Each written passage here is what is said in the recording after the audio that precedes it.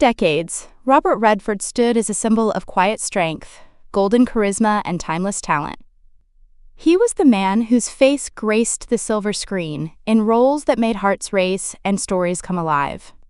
But behind the carefully crafted characters and the dazzling lights of Hollywood lived a man with a far more intimate, unspoken story, one not of red carpets or film festivals, but of love, heartbreak, and silent resilience. Now, at 88, the legendary actor, director, and activist has finally peeled back the curtain on the one woman who shaped his soul more than any role ever could. Who was she? Why did he keep her story so close to his chest all these years? And what can we learn from a life lived not just in the spotlight, but in the quiet spaces in between? This isn't just about fame or film. It's about the kind of love that doesn't fade with time, and the mistakes, the grief, and the grace that come with being human. This is the real story of Robert Redford. Before the fame, before the glamorous red carpets and the stunning magazine covers, there was just a little girl named Amanda Lee Rogers, growing up in the quiet suburb of Grovedale, Australia. She wasn't born into Hollywood, nor did she have a spotlight waiting for her. Instead, what she had was a modest home, a single mother who worked tirelessly as a medical receptionist, and a childhood marked by a loss that would echo through her life for decades to come. When Amanda was only 9 years old, her world shattered. Her father, her hero, her quiet protector, took his own life. Suicide is something no child is ever equipped to understand, and for Amanda, the questions were endless, and the silence that followed, deafening. One moment she was a child playing in the backyard, and the next, she was facing an invisible wall of grief and confusion that separated her from the other kids her age. The trauma didn't just hurt, it altered her. Psychologists often speak about how losing a parent, especially at a young age, creates a fracture in the emotional foundation of a child. That sense of safety, the belief that someone bigger and stronger will always be there to catch you, is suddenly gone. And when that loss is by suicide, it leaves a haunting trail of unspoken guilt and unanswered questions. For Amanda, it became a wound she didn't know how to talk about, but would carry in everything she did. Her mother, now alone, had to become both the nurturer and the provider. Working full-time in a healthcare setting while raising a child in grief was no small feat, yet somehow she held them together. She gave Amanda structure, care, and the quiet example of resilience. She didn't have a lot to give in terms of luxury, but what she offered was far more valuable. A model of how to survive, even when life breaks your heart. In many ways, Amanda's early years mirror those of other remarkable women who rose from adversity. Take Oprah Winfrey, for instance. Abandoned by her mother and abused during childhood, she turned trauma into triumph by channeling pain into purpose. Like Oprah, Amanda would learn to build a life, not despite her past, but because of it. Pain became fuel. Loss became clarity. As Amanda grew older, the sense that she was living someone else's story became impossible to ignore. She didn't just want to act. She wanted to redefine herself completely. And so, at the age of 15, she made a bold and symbolic decision. She changed her name to Portia de Rossi. The name wasn't chosen at random. Portia is a character from Shakespeare's The Merchant of Venice, intelligent, witty, and brave. And de Rossi added a touch of European elegance that felt worlds away from Grovedale. But this wasn't about glamour. It was about ownership. Taking on a new name was Portia's way of saying, I decide who I am now. In psychological terms, this was a form of identity reclamation, a conscious reauthoring of the self after trauma. It's something often seen in survivors of major loss or abuse. They don't just heal, they transform. Portia's name change wasn't about erasing the past. It was about rising above it. It marked the first step in a long journey of self-discovery, of learning to turn grief into grace and sadness into strength.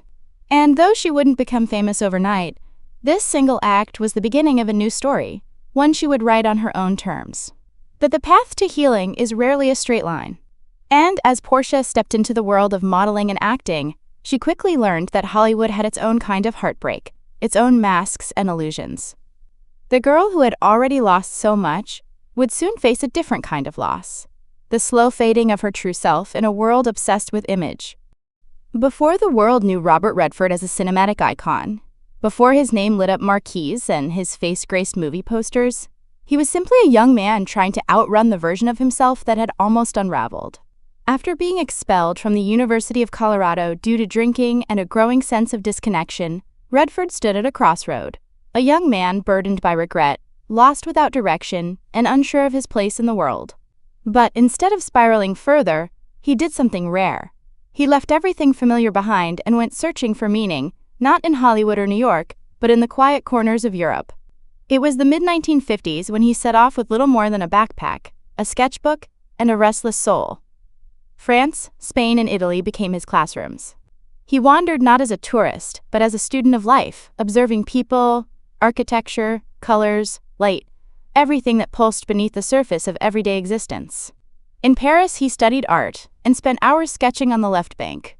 In Spain, he roamed the countryside, absorbing the textures of rural life. And in Italy, he found something he didn't know he had been missing: honesty. Redford later said that in the small towns of southern Italy, he saw a kind of authenticity that Hollywood couldn't manufacture, a kind of truth in how people lived, how they worked the land, how they laughed and argued and shared wine on dusty porches. There were no cameras, no agents, no expectations, just real people living real lives. And that moved him. It changed him. He once described those years as the most important education I ever received, not because he was taught, but because he was finally quiet enough to listen, to the world, to people, and to himself. There's a unique kind of freedom that comes from being unknown in a foreign place. In Europe, Redford wasn't the golden boy or the star in the making. He was just another face in the crowd, another traveler finding his way. That anonymity gave him space to reflect, to create, to begin healing from the emotional weight he'd been carrying since childhood. And in the solitude of long walks and quiet sketching sessions, he slowly began to reimagine who he could be, not just what he could do. Art became his compass. He wasn't chasing fame.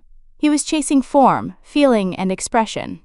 And though acting hadn't yet entered his life in any serious way, the foundation of his creative identity was being laid brick by brick across cobblestone streets and Mediterranean hillsides. What's so striking about this chapter in Redford's life is how different it is from the typical Hollywood origin story. There was no instant discovery, no chance encounter with a casting director, no rush to the big screen. There was only time to think, to be lost, to be found. And in today's world, where young artists are often pushed to make it as quickly as possible, Redford's journey serves as a quiet but powerful reminder. Sometimes, the best thing you can do is step away, slow down, and just live. His time in Europe didn't just give him a new sense of purpose. It redefined his values. He returned to the United States not with a clear career plan, but with a clearer soul. And soon, the boy who once felt like a failure would step into the world of acting with a depth and groundedness that would set him apart for decades to come. But Redford's story wasn't about to leap into fame just yet. The next chapter would be one of persistence, rejection, and slow, steady growth. It was New York City that would call to him next, not for the glitz, but for the grit. Because before the world could fall in love with Robert Redford the star, he had to fight to believe in Robert Redford the actor. Before the world saw Robert Redford as a Hollywood legend, before the awards and the accolades, before anyone was cheering his name, there was Lola. They met in the late 1950s, two young souls from very different worlds. Robert was the California boy, restless, artistic, rebellious. Lola, on the other hand, was grounded, thoughtful, and deeply rooted in her Mormon upbringing in Provo, Utah. On paper, they were mismatched. She came from a conservative, religious family. He was a struggling artist trying to find his place in a chaotic world. But love, as it often does, paid no attention to the rules. Their connection was instant, but not without resistance. Lola's parents disapproved of the relationship. A non-Mormon with no clear future was not what they had envisioned for their daughter. But Lola saw something deeper in Robert, something raw, tender, and real.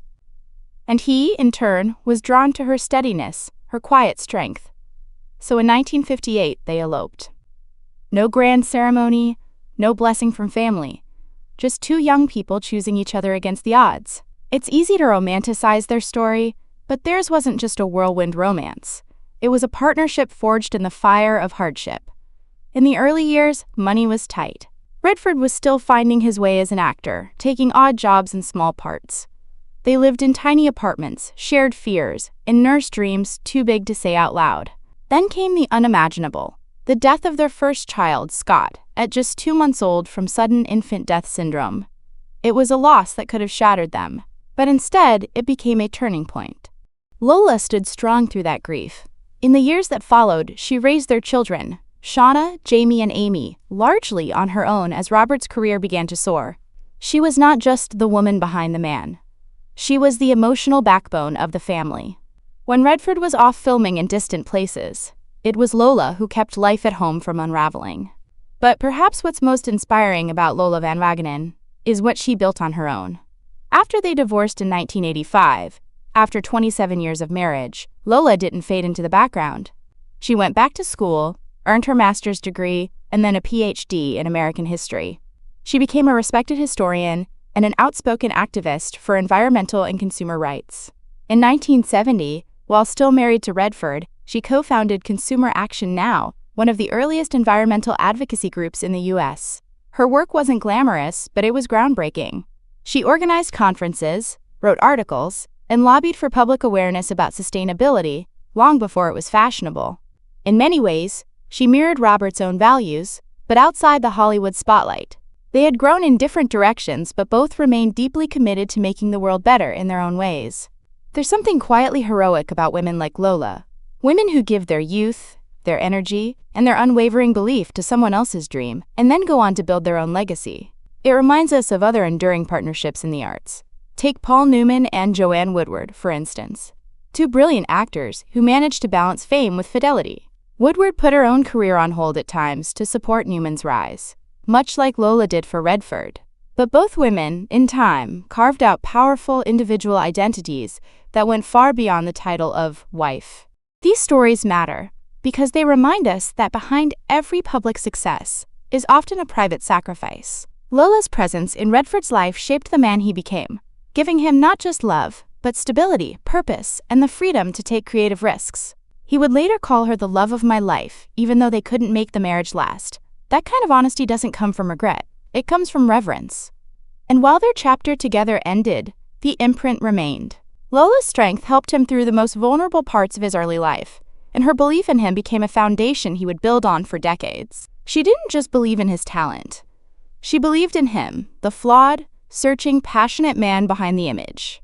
As Redford's career exploded in the 1960s and 70s, new challenges arose: fame, distance, and the pressure of living up to an ideal. And while Lola stayed home, holding the pieces together, Robert was navigating a new world, one filled with opportunity, but also temptation and self-doubt. As Robert Redford's star began to rise in the 1960s, the life he had once known, the quiet struggles with Lola, the small apartments, the simple dreams, started to fade into the background. Success came fast and loud. With breakout roles in Barefoot in the Park, Butch Cassidy and the Sundance Kid, and later The Way We Were, Redford became more than an actor. He became an icon. He was the golden boy of a golden age in Hollywood, and the world couldn't get enough of him. But with every hit film, every glamorous premiere, every magazine cover, something else quietly slipped further away: his family. Behind the polished image of Redford, the superstar was a man living with an increasingly fractured identity. While he was shooting on remote sets or immersed in long production schedules, Lola was home with their children, Shauna, Jamie, and Amy, navigating the chaos of daily life, often alone. Birthdays were missed, bedtime stories were told over the phone, and moments that would later be memories were sometimes never shared at all. Redford has since spoken about those years with a tone of quiet regret. He admits that he was so consumed by his passion for filmmaking, so driven to prove himself, that he failed to recognize the emotional toll his absence was taking on the people he loved most. The irony was profound. In chasing the dream of storytelling, he was slowly becoming a stranger in his own. And this is a familiar pattern for many high achievers, not just in Hollywood. Whether you're an artist, a CEO, or a small business owner, the pursuit of excellence often comes with a blind spot: the assumption that success at work will somehow justify or outweigh the sacrifices at home. It's the belief that, I'm doing this for them, even as them, begins to feel more and more distant. Redford, like many before and after him, idealized his work as a way to build a better life for his family. But in the process, he missed the small things, the mundane, magical pieces of real family life that no amount of critical acclaim can ever replace. There were no villains in this story, only human beings, doing their best with the tools they had. And that's what makes it resonate. Lola, for her part, remained supportive for as long as she could. She believed in Robert's vision, in his artistry, in the idea that what he was doing mattered. But being the emotional glue in a household, year after year, without enough reciprocal support, eventually wears a person down. And while the world saw a couple standing strong, behind closed doors, the distance was growing. Their marriage wasn't marked by scandal or betrayal. It was marked by silence, by the accumulation of unspoken hurt and unmet needs. And when they finally decided to part ways in 1985, it wasn't a moment of drama. It was a moment of acceptance. Two people who had loved each other deeply had simply grown in different directions. There's something incredibly human about this part of Redford's story. It reminds us that even the most gifted among us aren't immune to emotional blind spots. That chasing your passion is noble, but not if it leaves love behind. Redford's journey isn't a cautionary tale. It's a deeply relatable one, especially for anyone who's ever tried to balance ambition with intimacy, dreams with duty. In the years that followed the divorce, Redford would reflect more openly on these choices. He never placed blame on Lola. Instead, he took ownership. "I regret not putting my family first more often," he once said. And that kind of honesty, spoken not as a headline but as a whisper, says more about the man than any movie ever could. For all the applause, the standing ovations, the golden moments under stage lights, there are parts of Robert Redford's life that no camera ever captured. The quietest, most painful chapters happened far away from the spotlight, and perhaps the deepest of those chapters began with the smallest life, his first son, Scott. Scott was just 2 months old when he died of sudden infant death syndrome, a loss so devastating that it left Redford and Lola breathless with grief. No parent is ever ready to bury their child, but the pain is especially sharp when it arrives without warning, without reason. One day, you're holding your baby in your arms. The next, there's only silence, and nothing, no fame, no fortune, no future success, can protect a heart from breaking in that moment. Redford rarely spoke publicly about Scott's death, not out of shame or denial, but because the grief was too intimate, too sacred to turn into sound bites. But in rare interviews, he acknowledged that losing Scott changed him forever. It deepened his compassion. It made him more attuned to the fragility of life. And it reminded him, every single day, that no achievement could ever replace the ones we love. Years passed, and life moved forward, because it has to. Redford threw himself into his work, raising his other children with a quiet resolve. He remained present in their lives as best he could, often carrying the weight of that early loss silently on his shoulders. But fate, as it sometimes does, wasn't finished testing his heart. In 2020, Redford lost another son, James Redford, affectionately known as Jamie, to bile duct cancer at the age of 58. James wasn't just a son. He was a friend, a collaborator, and a kindred spirit. A gifted filmmaker and passionate environmentalist, James carried the same storytelling gene that ran through his father's veins. But he also brought his own voice to the table, one grounded in empathy, truth, and hope. Jamie had battled health challenges for most of his life, undergoing 2 liver transplants due to a rare autoimmune disease. But he never let illness define him. Instead, he used his platform to raise awareness about organ donation, health equity, and the urgent need for compassion in healthcare. He directed heartfelt documentaries like The Big Picture, Rethinking Dyslexia and Happening, A Clean Energy Revolution, projects that not only informed but inspired. When Jamie passed away, Redford's grief was raw. In a statement, he described his son as a bright light, someone who lived to make the world better. And though his words were few, they carried the weight of a father's quiet agony, a pain that no amount of time could ever dull. But what sets Robert Redford apart is not just that he endured these losses, it's what he did with the sorrow. Instead of burying it, he transformed it.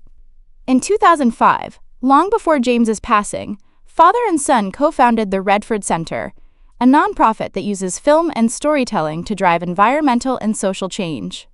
It became their shared mission, a living bridge between their passions and their values. And after Jamie's death, the center became a tribute, one that continues to grow, advocate, and spark dialogue around the world. This act of channeling grief into purpose is powerful. So often, celebrities shy away from discussing their pain, fearing that vulnerability might tarnish their image. But Redford chose a different path. He allowed his heartbreak to deepen his humanity. He didn't need to speak volumes. His actions said enough. And that's perhaps the most moving part of this story. Redford never tried to pretend You he was expect me to believe? invincible. He never claimed to have all the answers. But through tragedy, he taught something quietly profound: that strength isn't about avoiding pain. It's about finding meaning within it. His journey as a father, marked by unspeakable loss, enduring love, and a commitment to legacy, isn't just inspiring, it's deeply human. And it reminds us all that even when the lights go out, there's still a way to carry the flame forward. After a 27-year marriage filled with love, loss, and quiet resilience, Robert Redford and Lola Van Wagenen parted ways in 1985. It wasn't a dramatic divorce, and there were no tabloid scandals to fan the flames. It was the slow, solemn end of a partnership that had weathered much, but could no longer survive the emotional distance fame had carved between them. But love didn't stop knocking. The years that followed saw Redford exploring relationships that were as different from each other as the seasons, and yet each one carried something he needed at the time. These were not simply romantic interludes. They were emotional mirrors, each reflecting a man still evolving, still searching for connection and understanding in a world that never quite let him slow down. Sonia Braga came first. The Brazilian actress, fiery and magnetic, You expect met me to Redford believe a not man long like after you, his divorce. jobless, Their scraping by on relationship burned scraps, quickly didn't and steal brightly. that car? Sonia was not only You beautiful, people always but got a bold. story, don't Known you? for her fearless performances Marcus and Reed, her unapologetic 52, presence sits both rigid on at the and defendant's off-screen. table, his With navy her, blazer pulling Redford tight found across a his burst of broad passion, shoulders. the kind of love that feels like stepping into the sun after a long winter.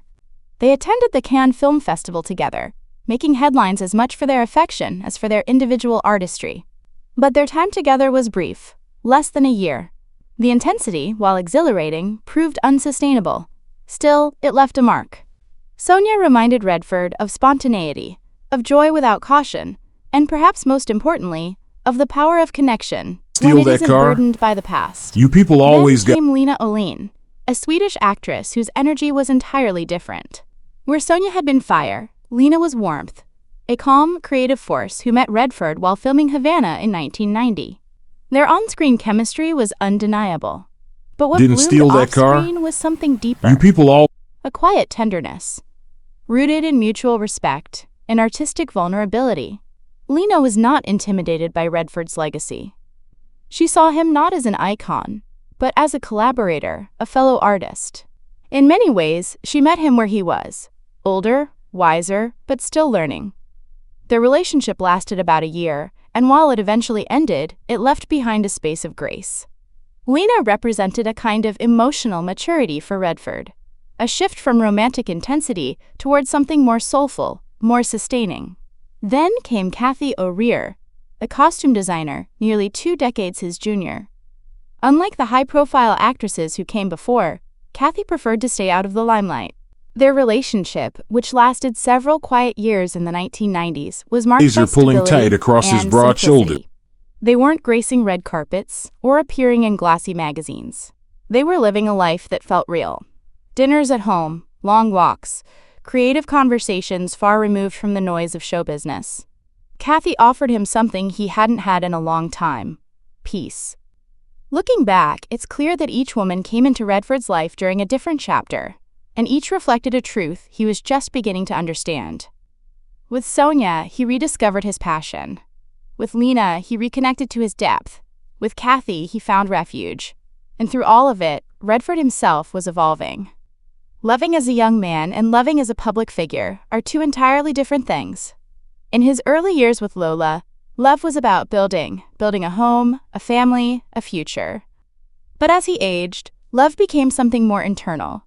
It became about companionship, about But learning his to be eyes, known not dark, as a legend, steady, but as a locked. human being. That's the paradox of fame.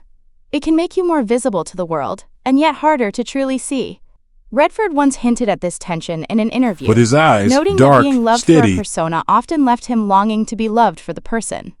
These relationships, brief as some of them were, gave him glimpses of that intimacy. And even though none of them led to lasting commitment, each helped prepare him for something far more enduring. A partnership not built on drama or escape, but on shared purpose and mutual growth. A love that would find him when he least expected it, in the serene beauty of Sundance, and in the eyes of a woman who knew nothing of his fame. Because sometimes, the love that lasts the longest begins in the quietest places.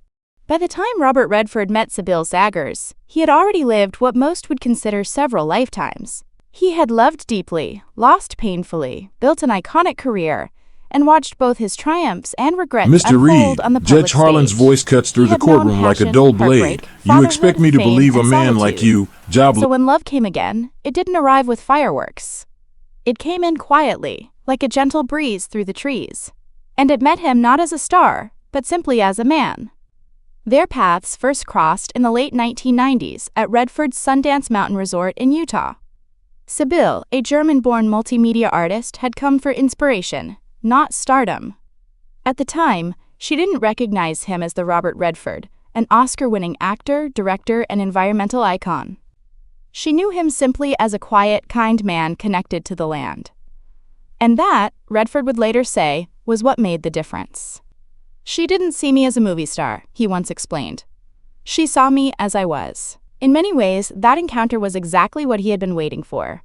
Not another romance born from the glitz of Hollywood, but a connection rooted in authenticity, mutual curiosity, and shared purpose. Sybil's life work was a reflection of nature itself. A devoted environmental artist, she explored the intersection between humanity and the earth through painting, photography, and performance art. One of her most profound projects, The Way of the Rain, was a multidisciplinary performance piece, blending music, painting, film, and spoken word to tell the story of the planet's vulnerability. It was a poetic, urgent call to recognize the beauty of our world and the responsibility we share to protect it. Mr. Reed, Judge Harlan's voice cuts through the courtroom like a dull blade. You expect me to believe a man like you, jobless, scraping by on scraps, didn't steal that car? You people always got a story, don't you?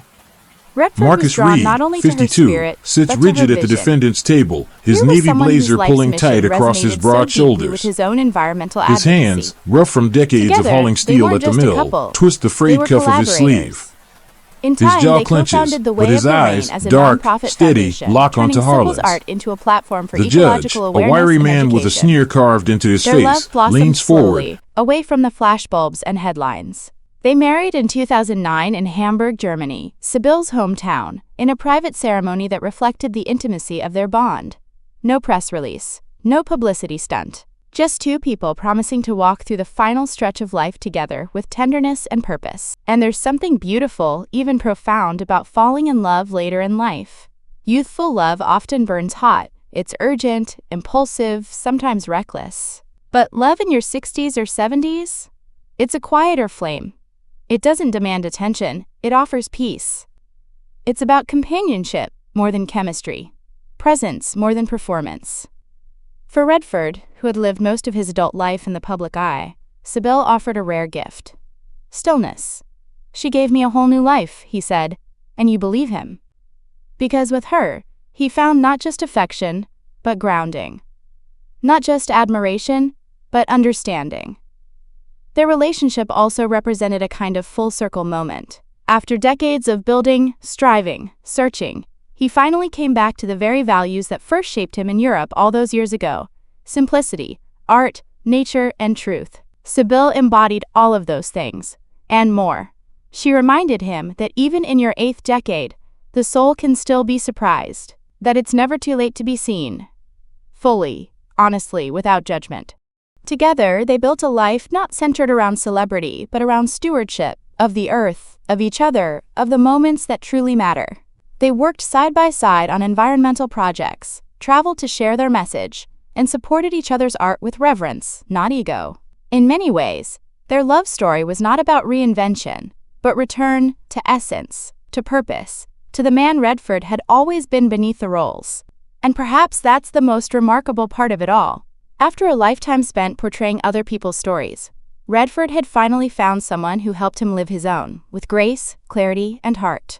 For Robert Redford, storytelling was never just a profession. It was a calling, a way of making sense of the world and inspiring change within it.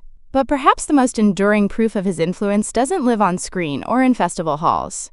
It lives in the hearts and work of his children, each of whom has carried forward his spirit of creativity, conviction, and quiet strength. Let's start with Amy Redford, Robert's youngest daughter, and in many ways his artistic twin. A filmmaker, director, producer, and mother of 3, Amy has carved out a voice uniquely her own in the world of independent cinema. Her directorial debut, The Guitar, was a quiet, powerful exploration of mortality, desire, and self-discovery. A story about a woman who, after receiving a terminal diagnosis, chooses to live her final days without fear or limits.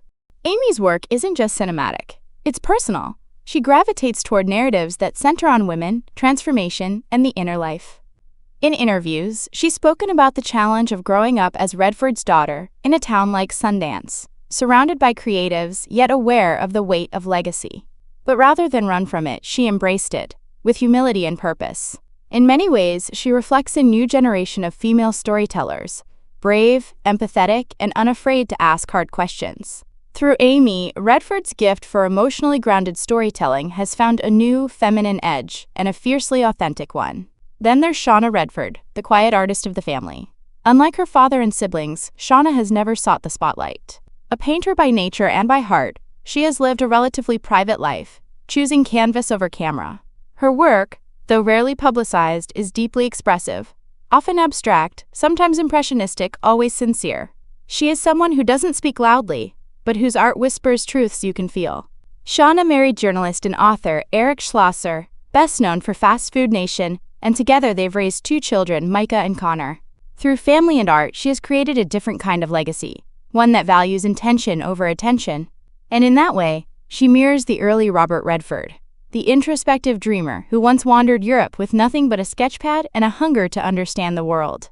And then, of course, there was James Redford, the son whose light shone brightest in the face of darkness.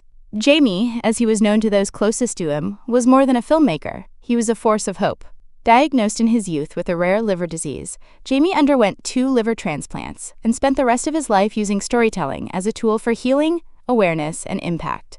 He directed powerful documentaries like The Big Picture, Rethinking Dyslexia, which challenged outdated assumptions about learning differences, and Resilience, which tackled childhood trauma with empathy and science.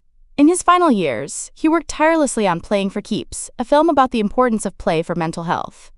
Through his lens, Jamie turned personal struggle into public service, and in doing so, expanded the very definition of what storytelling can accomplish. But perhaps Jamie's most enduring contribution came through the Redford Center, the nonprofit he co-founded with his father. Dedicated to using film and media to inspire environmental action, the center is a bridge between generations, Robert's activism and Jamie's storytelling woven together for a greater good. Even after Jamie's death in 2020, his work lives on, not just in film archives, but in the minds and hearts of people moved to act because of the stories he told. Together, Amy, Shauna, and Jamie represent something profound. The idea that legacy isn't about replication, it's about reflection. Each child took a piece of Robert's spirit, his love of nature, his artistic drive, his quiet intensity, and turned it into something all their own. They didn't just inherit a famous name, they inherited a sense of purpose. And in that way, Robert Redford isn't just a master of his craft, he's a builder of lineage. A mentor not only to filmmakers around the world, but to his own children. He didn't just raise artists, he raised storytellers with heart. As his grandchildren grow, some already dabbling in film and art themselves, Redford's influence continues to ripple outward, generation by generation. The flame he lit decades ago in a modest home in Santa Monica now burns in studios, classrooms, and creative spaces across the country. By the late 1970s, Robert Redford had already achieved what most actors only dream of. He was a household name, an Oscar-winning director, and a respected voice in Hollywood. But Redford wasn't content with just starring in great films. He wanted to create a space where new voices, raw, real, and unfiltered, could rise. That dream became Sundance. It started quietly, like most revolutions do. In 1981, Redford founded the Sundance Institute, tucked away in the mountains of Utah, far from the soundstages and studios of Los Angeles. It wasn't created for glitz or glamour. It was built as a sanctuary for filmmakers, screenwriters, and storytellers who didn't fit the Hollywood mold.